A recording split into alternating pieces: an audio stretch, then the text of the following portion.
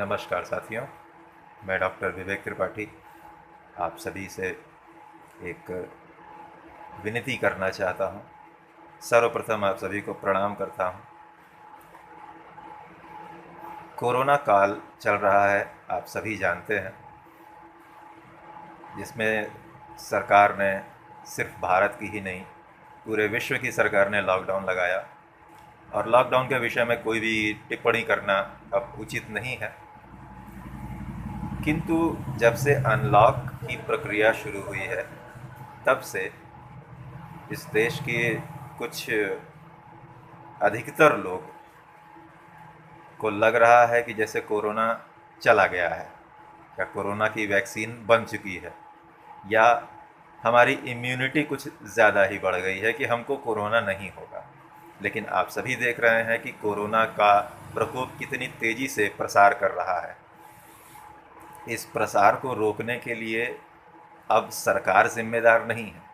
सरकार को जो करना था, जो कहना था, उन्होंने कहा, किया, टीवी पर आके किया, सोशल मीडिया के माध्यम से किया, जिसमें से स्थानीय प्रशासन का भी पूर्ण सहयोग रहा है।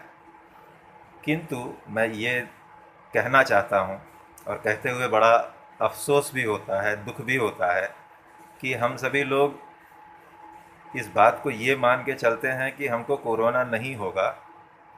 उसका मैं आपको स्पष्ट कारण बता रहा हूँ कि मैं ऐसा क्यों कह रहा हूँ। अगर मैं देख रहा हूँ कि अगर मैं 10 लोगों को देखता हूँ तो उसमें से बमुश्किलन 3 से 4 लोग ही मास्क लगाते हैं, सामाजिक दूरी का पालन करते हैं। बाकी सभी लोग एक दूसरे के साथ इस तरह से व्यवहार करते हैं जैसे कि कोरोना चला गया है। ऐसा नहीं है। आप सभी को अत्यंत ही सावधान रहने की आवश्यकता है। और अब इसको राजनीति से जोड़ना बिल्कुल गलत है, क्योंकि मैं सोशल मीडिया पे बहुत से लोगों को देख रहा हूँ जो ये वीडियो डाल रहे हैं या ये कमेंट कर रहे हैं कि जब 500 थे तो आपने थाली बजवाई और शंख बजवाया वगैरह वगैरह, और जब ज़्यादा संख्या हो गई तो आपने अनलॉक किया। अर्थव्यवस्था को देखते हुए भी सरकार को फैसले लेने पड़ते हैं। इसलिए, और सबसे बड़ी बात कि लगभग 3 महीने सरकार ने आपको सिखाया कि किस तरह से कोरोना काल में रहना चाहिए, लेकिन अफसोस इस बात का है कि हम लोग सीखे नहीं। हम लोग मनुष्य हैं, अपने भी दिमाग का प्रयोग करना चाहिए, अपनी भी बुद्धि का प्रयोग करना चाहिए। किंतु यहाँ पर बुद्धि का प्रयोग इस प्रकार से हो रहा है, ये कहते हुए बड़ा अफसोस हो रहा है कि जब पुलिस आए, पुलिस की गाड़ी आए, पुलिस आए, कहीं से हूटर पुलिस का सुनने को मिले, तभी जाके हम लोग अंदर भाग जा रहे हैं और अंदर जाके भी जैसे पंचायत बैठा के आपस में बातचीत कर रहे हैं। तो ये एक गलत संदेश है, गलत तरीका है। आप सभी जिम्मेदार नागरिक हैं। आप सभी को इस बारे में विचार करना चाहिए कि कोरोना के प्रसार को हमें किस प्रकार रोकना है। अब ये पूरी तरह से सरकार की जिम्मेदारी नहीं है। आप सभी जानते हैं कि इस पूरे संसार में तकरीबन 7.5 खरब लोग रहते हैं और भारत देश में मिनिमम 130 करोड़ लोग तो रहते ही हैं। तो हम सभी 130 करोड़ लोगों की ये जिम्मेदारी है, ये पूरी तरह से हम ही लोग की जिम्मेदारी है कि हम लोगों को अब कोरोना से लड़ना है और इसको दूर भगाना है। आप सभी देख ही रहे हैं कि कितने कितने महान महान लोगों को भी कोरोना हो जा रहा है। तो फिर हम और आप क्या चीज़ हैं? जिनकी सिक्योरिटी, जिनके घर की हवा, जिनके आसपास की हवा भी फिल्टर होके आती है, माननीय महानायक श्री अमिताभ बच्चन जी तक को भी हो गया है। तो आप समझ सकते हैं कि हमारी और आपकी क्या वहाँ पर औकात बनती है कोरोना के सामने। कोरोना के सामने कोई भी आप लड़ नहीं सकते।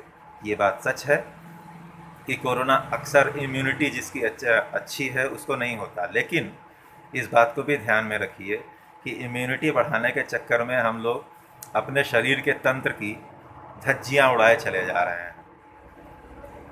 तो इस प्रकार, इसलिए आप सभी को ये मैं विनती करता हूँ, निवेदन है आपसे कि किसी भी प्रकार का इसमें राजनीतिक विद्वेष, आपसी विद्वेष, इन सभी से दूर रहें, ईर्ष्या से दूर रहें और अपने अपने अपने स्वयं के कर्तव्य का पालन करें, क्योंकि मैं जानता हूँ भारत देश में हर व्यक्ति कर्मयोगी है।